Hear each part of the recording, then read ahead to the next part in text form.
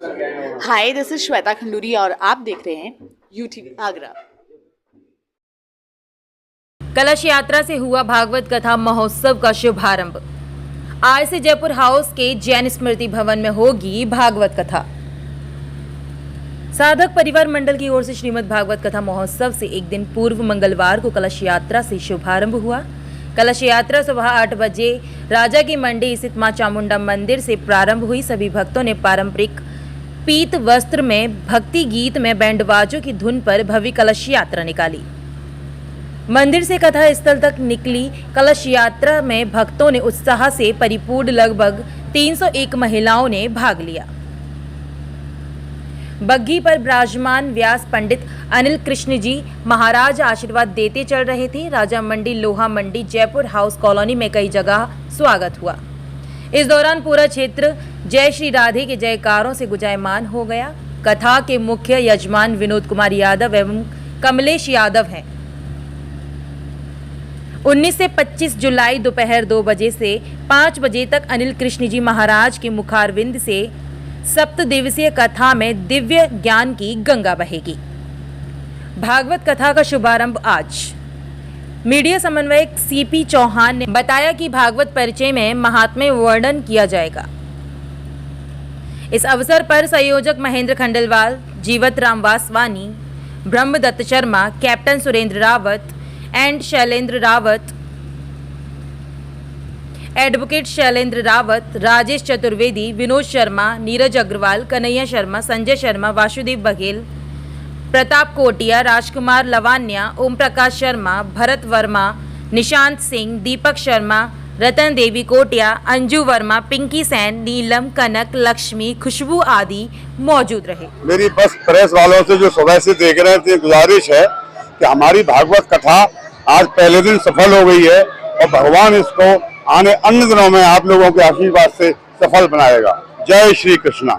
जिस तरीके से यहाँ भीड़ देखने को मिल रही है कथा स्थल पे, आज पहला दिन है कलश यात्रा का। हमने लक्ष्य रखा था 308 कलश का, लेकिन कम से कम 1000 से ज्यादा महिलाओं ने यहाँ पर उपस्थिति दर्ज कराई और कलश लेकर साथ में चली है। और चामुंडा मंदिर से चलकर ये कलश यात्रा कथा स्थल स्मृति भवन पर अगर समापन हुआ, उसके बाद इनका जिस तरीके से स्वागत और सत्कार किया जा रहा है वो सभी को देख रहा है। और यहाँ पर जिस तरीके से सनातन धर्म का प्रचार प्रसार चल रहा है और जिस तरीके से आगे लोग निकल के आ रहे हैं, मैं सबको धन्यवाद देता हूँ कि इसी तरीके से बढ़ चल के अपने धर्म के प्रति सचेत होए, जागरूक होए और इस तरह की कथाएं और जो भी भगवान से रिलेटेड धार्मिक स्थल हो वहाँ पर जाए और अपनी उपस्थिति जरूर दर्ज कराएं। ज्यादा से ज्यादा लोग इकट्ठे होकर कथा स्थल पर सुबह 2:30 बजे से लेकर और शाम को 6 बजे तक ये कथा चलेगी।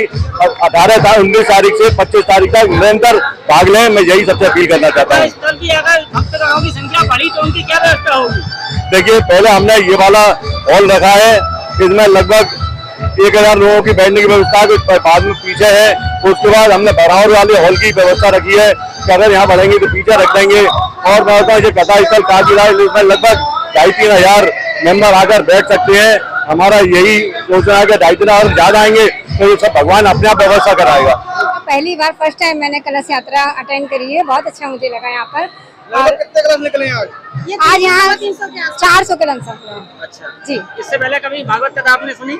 हाँ, बिल्कुल सुनी है, लेकिन कलश यात्रा कभी नहीं करी थी, फर्स्ट टाइम करी है यहाँ पर। इस बार भागवत कथा में पूरे 7 दिन आप रहने वाली हैं? जी, मॉर्निंग में मैं यहाँ पर आऊंगी अपनी कलश की सेवा करने के लिए। कथा का आयोजन किया जा रहा है। ये यहाँ से आज कलश यात्रा है। मैं इसमें ये चाहता हूँ, हम इसमें गरीब आदमी को ज़्यादा से ज़्यादा जो हमसे धर्म से विमुख होता जा रहा है, हम उस गरीब आदमी को जोड़ें अपने। हमारे पीछे मोहल्ले के जो लोग नहीं आते हैं, वो मेरा मूल उद्देश्य है। ज़्यादा से ज़्यादा गरीब जनता हमारी जुड़े जो धर्म से विमुख हो रही है, ज़्यादा से ज़्यादा वो हिंदू धर्म की ओर को बढ़े। मेरी ये बस सभी लोगों की विनती है, ज़्यादा से ज़्यादा भीड़ आएगी। जी विनोद भाई, आज भागवत कथा के उपलक्ष्य में कलश यात्रा का प्रारंभ यहाँ से होने जा रहा है।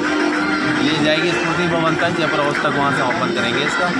फिर 7 दिन तक आनंद लेंगे कथा का सभी लोग और आधे से भक्तजनों से अनुरोध है कि कथा में शामिल होंगे लें और एंजॉय करें।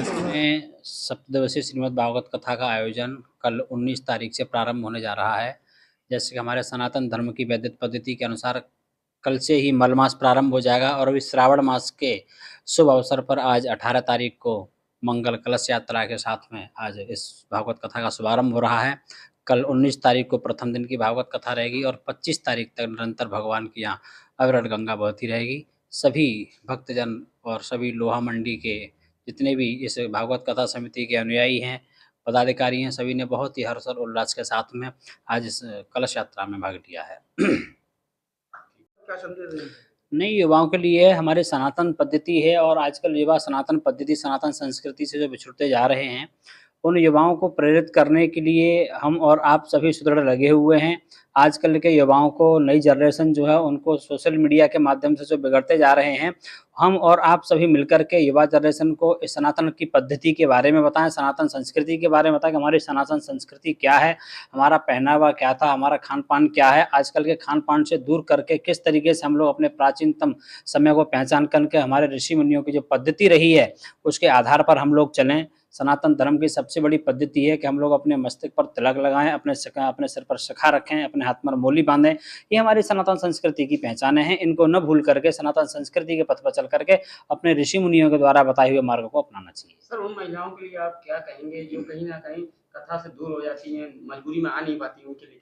नहीं, कथा से कोई दूर नहीं होती है। कहीं न कहीं किसी न किसी का कोई वही कार्य होता है, व्यवधान होता है, लेकिन ज़रूरी नहीं है कि आप कथा में नहीं जा रहे तो आप उनको दूर कहेंगे। कह देखिए, मनसा वाचा कर्मणा, मन से, वचन से, कर्म से भी बैठ करके यदि आप अपनी भगवान के आराधना की अपने आराध्य की आराधना करते हैं तो वो आपकी आराधना ही है। ऐसा नहीं है कि विमुख हैं।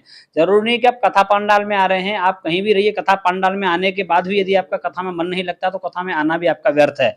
और घर में बैठ करके भी यदि भगवान का मनसा वाचा कर्मणा, मन वचन कर्म से भगवान को याद कर रहे थे, सबसे बड़ी सार्थक होती है। एक चीज और मैं पूछना चाहूंगा आपसे, जो मंदिरों के लिए ड्रेस कोड के लिए कहा गया है वो कितना कहाँ तक सही है?